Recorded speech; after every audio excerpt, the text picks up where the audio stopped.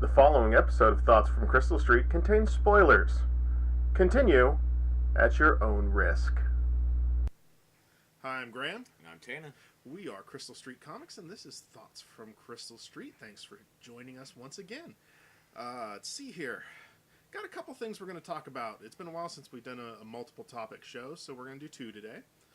And the first is the Suicide Squad. Full cast has been revealed. So, of course, we talked at length last time about Jared Leto, and this time we're going to talk about the rest of them. So by now I've put them here somewhere.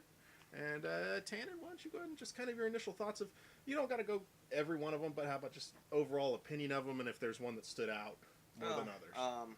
Well, I would say the one that stands out the most would be either, I mean, it depends on where you fall, either Will Smith without the actual, you know, the first promo picture is him without any form of Deadshot face gear. Right.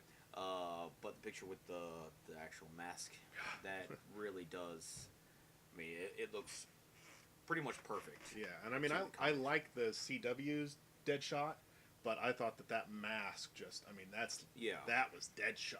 Yeah, that was about perfect. And then Margot Robbie, I mean, would be the other one, but we've seen enough of her, so I'm actually going to just, I'd say we stay away from her because she's clearly the one that's going to get the attention. It's Harley Quinn and Margot Robbie playing her, so she looks good, and I think it fits with the way Jared looks for the most part. So we'll leave it at that. And if you all just keep crying, they look like emo clowns.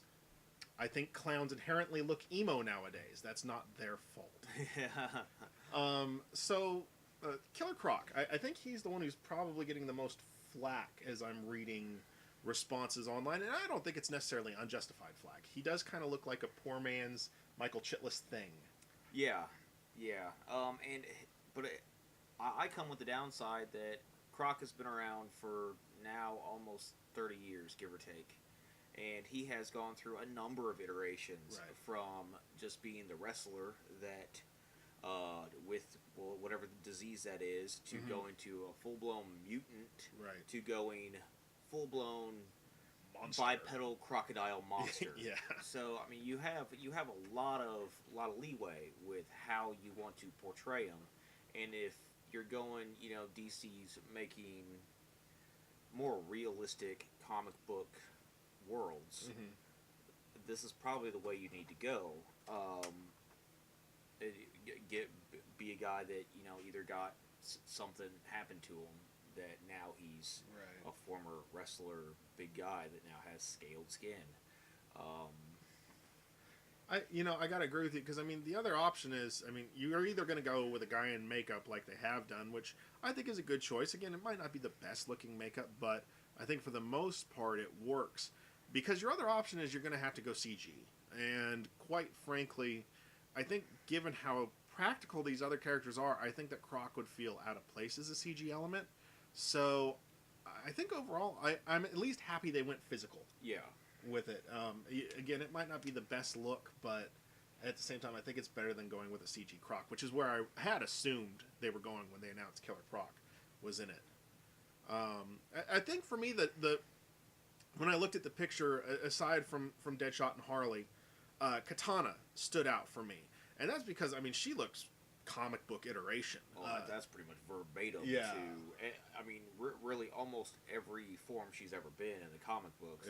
With that mask, that's it's about perfect. That was happy to see, because we still haven't gotten to see in Arrow the gal who is Katana don a full costume like that. So I thought it was kind of cool to get to see that in play.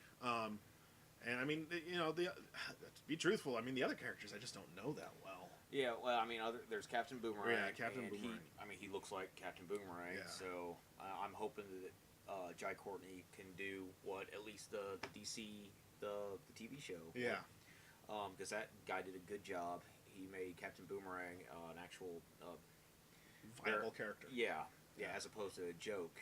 And I think Jai Courtney bringing it because he's from the Spartacus days. Right. He's kind of already established himself as being able to do physical action. So, and then he was also in the last Die Hard. Oh. Bruce Willis's son in that's where Die Hardest Most. Yeah. Die the mostest with the hardest. Yeah. So I'm looking forward to seeing him, to see like his portrayal and really just a real world portrayal of Captain Boomerang. Yeah. And then some of the other characters. I mean, Do they just jump out at you as red shirts? They do. It's. I mean, when you have Flag in there, I mean, you got and Suicide Squad. Really, until you got the Harley Quinn, this era of Suicide Squad, Harley Quinn has always been the biggest name, pretty much, that Suicide Squad has ever had. Yeah. Everybody else has been really expendable. There's a reason they're called the Suicide Squad. Right. So what we discussed earlier, we're thinking maybe 4 of these characters that are actually pictured. Yeah. Will live. The rest of them are really there to just get murdered. Yeah. I'm looking at you, El Diablo, in the varsity jacket. Yeah. I think that you're red-shirted, buddy. Yeah, that's Slipknot. I mean, I could even see Katana, because she's not a big enough character that you need for Wonder Woman, Green Lantern, Flash. I mean, the big characters, you don't need almost any of these, other than Harley, really, is about it. So, yeah, I mean, that's pretty much, it's like, this picture is like, it looks good, and it's like, I'm pretty happy with what I'm seeing. But I don't see too many of them actually making it to the credits. No. Especially Rick Flag and Slipknot, because they just look like guys in combat gear. I'm just like, oh, you guys didn't even kind of get original-looking costumes? Yeah. Ooh, that sucks. Yeah. Sucks for you. Right, and I mean, that's their DC characters. Yeah. But so, I mean, DC just pretty much, they're thugs. They're you need somebody to help you rob a bank. Get this guy. But yeah, that's pretty much it for that. I mean, we weren't disappointed. Yeah. We weren't overly impressed. I mean, it's I'd say we're right at the middle of the line. I'm waiting to see an actual motion, a trailer. Yeah, a trailer. Something with more meat to it than just a promo picture. Yeah, to get kind of a feel of where each of the characters. Because I mean, imagine Will Smith's not going to probably try and do any kind of an accent, so he'll probably sound like Will Smith. Right. But is Margot Robbie going to go? Is she going to sound like a classic Harley Quinn? Where's she going with that? Yeah. So there's a lot of questions that we can't answer until we see some kind of a trailer. So, which I imagine we may not see till Batman and Superman at this point. Yeah. I hope we get something a little sooner than that, but we'll have to see. Yeah. All right, so we're going to segue into second thoughts from Crystal Street, and we're just gonna talk some Age of Ultron. So I'm going to say right now, spoilers are going to pour out from this point. So if you haven't gone to see Age of Ultron yet, turn the video off. And I'll probably have tagged the beginning of this with the spoilers warning anyway. So just know from here on out, we're talking Ultron, and we're going to kind of just talk about what we liked, we didn't like, and so part of that's going to be spoilers. So there, I've said enough. If you're still here, you've seen it, which I'm assuming most people have, given it's opening weekend. Yeah. So, yeah, I'm gonna let you take the start, even though you're the DC guy. But you're the DC guy who went and saw a Marvel movie, and what'd you think? I actually, so we mentioned this comic book. I still got smothered to death, but I actually liked this one better than the first one, which kind of surprised me a little, because generally the first Avengers was the first time. I mean, there's a lot of build up to the first Avengers. But I felt that Ultron was a considerably better villain than Loki. Yeah. He brought really... This was a world-ending problem, as opposed to where it always felt like it's even stated in the Avengers, they set up a perimeter around where the aliens are pouring from the sky. So they didn't even mess up all of Manhattan. Yeah. So really, you have a 10-mile by 2-mile problem in the first Avengers, where this one was. That meteor was coming. Yeah, even mentioned, it's like, this is a world ender. Ultron's going to destroy us all. So I thought Ultron was a much better villain. I really like Tom Hiddleston. Is a phenomenal Loki. Oh yeah. But getting James Spader just to voice Ultron and how they did him. Yeah. I mean, with some humor. There was. I think that surprised me the most with Ultron because and he is such a mechanical character in the comic books that you don't. I didn't know how much Spader was going to be able to bring to that role, but they kind of let him have some fun moments throughout the movie, and I think that helped. I know some of the really hardcore Marvel fans are saying that's not Ultron. He wouldn't have, he wouldn't have even bothered with Quicksilver and Scarlet Witch. He wouldn't have, been as almost flawed human as they made him. And I think that it added something because I think if he was too mechanical, it would have been a boring character. Yeah, and I think that's where.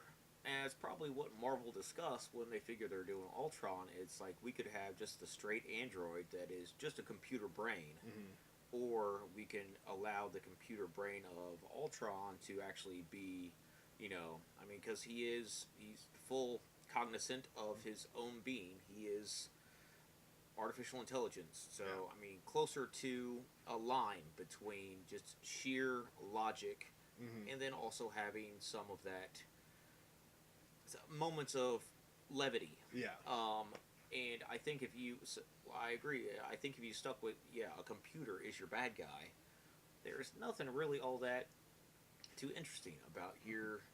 The Terminator movies have been done. Yeah. Here is a completely unfeeling robot that's attacking you. Yeah. Or you could have a guy that can actually tell you why he's doing what he's doing. And I think once you do that, then having some of that levity really increases the character. I did, that line just made me think of the moment. Oh, well, let me tell you about. This is the part where I'm going to tell you my genius plan, and then he just assaults. Yeah. I thought that moment was, again, just a great little levity moment, but it brought layers to that character and Spader's voice, and I know he did the mocap for it too, but his voice just brought a lot to that role. Yeah. Right now, I can't think of any other voice that would work as well. Yeah. But I don't know why I would either. He did such a good job. Yeah. So that's where I would start with. I was really impressed with this one. And I think it starts with better villain. Yeah. And then I also really like that going into the first Avengers, you're having just the two big egos that can't work together until Coulson dies. Right. So you're never you get an Avengers movie for the last 10 minutes of the movie. Yeah. The rest of it is, and it has to happen. Yeah, you have to have that in the origin story. You have to have the coming together and the struggles. I like that this one was 5 minutes in, you've got Avengers as a team rocking it. And it is, just the first 5 minutes, that action sequence, and just the way that Thor and Captain America team up so much and so well early on that it was, it was more enjoyable because you got an understanding of that this is the Avengers. It's like they've been doing this then since Winter Soldier. Yeah. So... Yeah, I enjoyed that it felt more like a team movie. And on top of that, I really liked that it wasn't an Iron Man movie. Yes. Everybody got a good amount of screen time. Yeah. I would say the Thor got maybe the least. Yeah, Thor probably got the least. I'd agree with that. I definitely liked. Now, of course, I knew this because it was all over in the reports that, of course, Hawkeye was going to have a much bigger part, and I liked his part in it. Black Widow had a good arc. Mark Ruffalo had a good arc. They all, like you were saying, I think they all got a good amount of screen time, so you never felt that one character maybe was getting the shaft this time. Again, I think if you had to feel one got the shaft, it was Thor. But then again, I thought Thor had some of the best moments.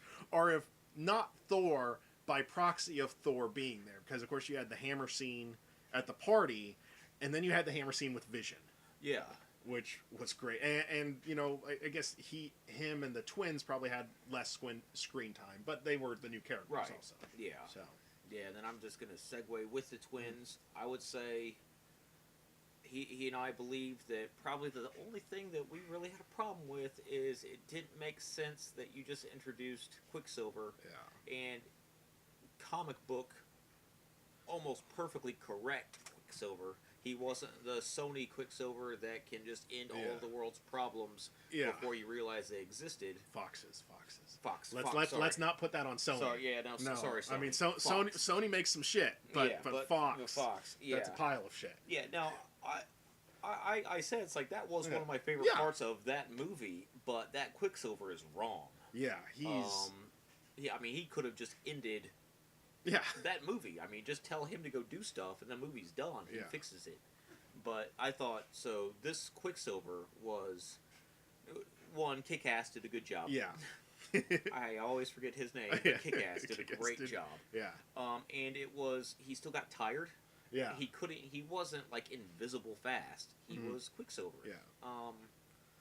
So I just thought it was sad that you just introduced a really good character to kill him off. Yeah, and I did before we went into this. I wanted to see if there's anything out there. And Joss did an interview, and apparently from the beginning that was the plan. Quicksilver was a one and done character, and the reason he put is because it had to give the sense that this war scene, the final battle, had levity. If nobody died, then there was never any conflict.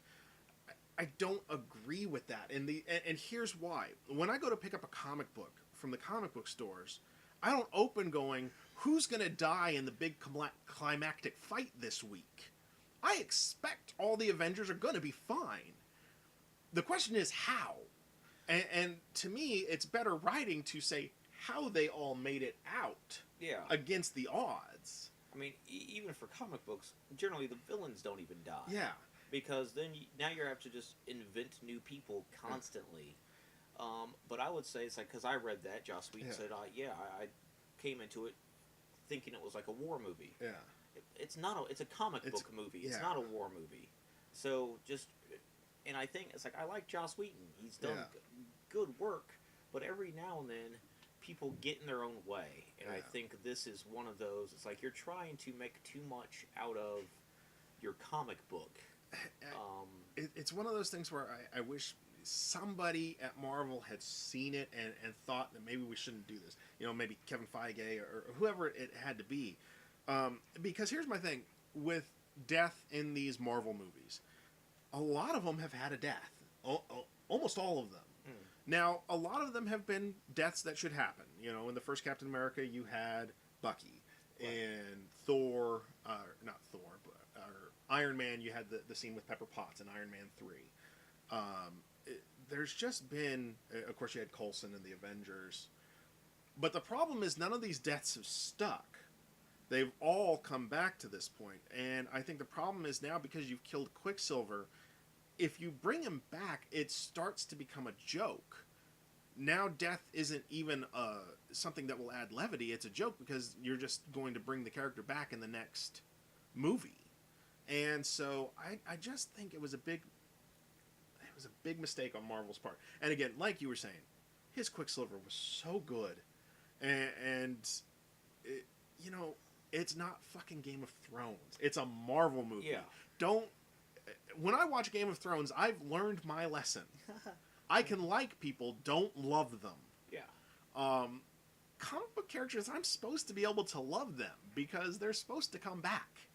And now, you know, I've really got into the Quicksilver, and I loved him and Hawkeye's banter, especially when nobody would know it when Hawkeye's walking behind him with the bow drawn.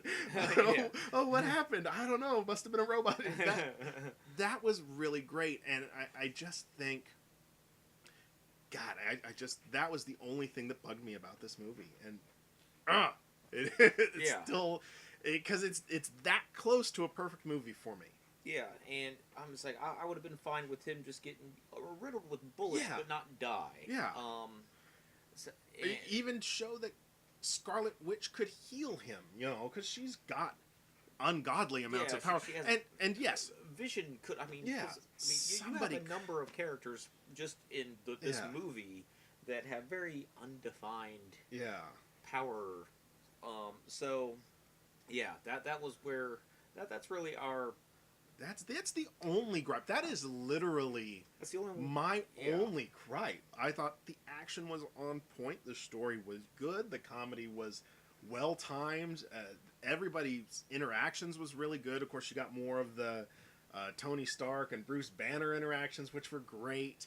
I had no issues with that movie until they killed Quicksilver, and it almost immediately rubbed me wrong. Yeah. Yeah, it's like when he got shot, it's like, I know when he got shot, I'm in the theater, I'm looking at it, it's like, okay, oh, that exit wound, oh no, he's gonna die. Yeah. They put an exit wound, like, almost where his heart is. Yeah. It's like, first I was looking, it's like, maybe they shot him where I thought they should have. Yeah. Where it's like, yep, shoulders, legs, places that they could justifiably heal. Right. But after I saw how many places he got, it's like, yeah, it's such a good character, such a new character, and then it also hit me wrong again when they ended it and introduced the new Avengers. Yeah. He would have been a great addition, because now the downside is like, yeah, you have Falcon and War Machine, and then you have Vision and Scarlet Witch. And then also Cap and Black Widow. But it would have been nice to have Quicksilver. You just introduced him. Yeah. And you killed him off for just the wrong reason. Yeah. Just to make it feel more real. Yeah, and that's just... It's a comic book. They're not supposed to feel real. They're comic books. Yeah, whenever I hear realism in a comic book movie, I always kind of cringe. Because there's... Even in a Batman one, you can have your realism, that's fine, but it's still a comic book. He still has a grappling hook that can shoot up 80 stories, stick, and pull him up. Yeah. Yeah, and in that, I would say until the second one, I mean, I didn't like that they killed off Two-Face. Yeah. Yeah, I didn't like that they killed off Two-Face. But it's like, even the first one, you never see Ra's al Ghul die. They don't kill the Joker. Yeah. I mean, so yeah, we made a realistic world, but for the most part, they stuck... Well, until the third one gets weird. Yeah. Kind of messes things up. But it's still a comic book movie that, it's like, you just set it in a real world, which is fine, which is actually I really like about DC, what they're doing, because they have to understand you need to do something different than what Marvel's doing, because Marvel's, for the most part, nailing it. Yeah, but that's the thing, is Marvel to this point has been so inherently comic book that that moment just felt so wrong. Yeah. Because, again, like Bucky's death. I expected Bucky's death, but I knew in the sequel he'd be the Winter Soldier. And even the villains, I was trying to think, because, I read an article about Marvel killing off its villains, and I was like trying to think through it, and I'm like, well, Red Skull's got taken away by the Tesseract. He's not necessarily dead. Ironmonger's dead. Whiplash is dead. Yeah. But, like... somebody was complaining about Ultron being dead. We never actually see what Vision did to him. We see a yellow light and we can maybe assume. But we're also assuming that if Jarvis was smart enough to hide a little piece of himself somewhere, even if Ultron was burned out of the internet, you don't think maybe he saved part of himself to a portable hard drive somewhere? He's on somebody's thumb drive attached to their keychain. So... Ultron's not gone. He could be brought back. In fact, I'd love to see Agents of S.H.I.E.L.D. Like, some corporation start to get screwed up, and it'd be Ultron messing with them, But, so it's, with the villains, I haven't felt that they've killed a lot of them. And now, I don't know, it's such a good movie, and it's just that one thing that bugged me. And, don't get me wrong, I saw it twice in opening weekend. I took my son the day after we saw it, and it's fantastic to watch the second time. And it is still just it's even harder the second time because everything is so good, and then it's like boom. And going into the theater, I went with Jen and her sister. And I told them there's one part that bugs me, and I can't tell you what it was because it's a spoiler. At the end of the movie, they both looked at me and they said it was the Quicksilver part. Yeah, and I went, and they both that bugged us too. Yeah. So even non-comic book fans, that rubbed wrong. Yeah. So, I think that's about it. I think I gushed and bashed and... Now I would say it's like the mid-credits post-movie. Oh, yeah. That was, I thought, I mean, you know it had to happen eventually. Yeah. But I thought I was happy that you finally got. Mainly, it's Thanos is not sitting in a chair. Yeah. You don't see him Yeah. not sitting in a chair, but at least he's up and doing. Yeah, something. he's getting ready to come. And we had talked about this. Vision's got an ass whooping coming his way. Yeah. I mean, he's gonna have to pretty much lobotomize the dude. Yeah, there's an ass whooping coming his way. And the missing gem I could not think of was the reality gem. By the way, because I could think of 5 of them, and I could not think of the 6th. And for those comic book nerds out there, they reversed the colors on 2 of them. Okay. The yellow gem, which they call the mind gem, is actually the reality, and the blue is they flipped that. All right. Well, there we go. So there it is. That's our Age of Ultron's thoughts and our thoughts on the Suicide Squad. So those are our thoughts from Crystal Street this week, and we'll see you guys next time.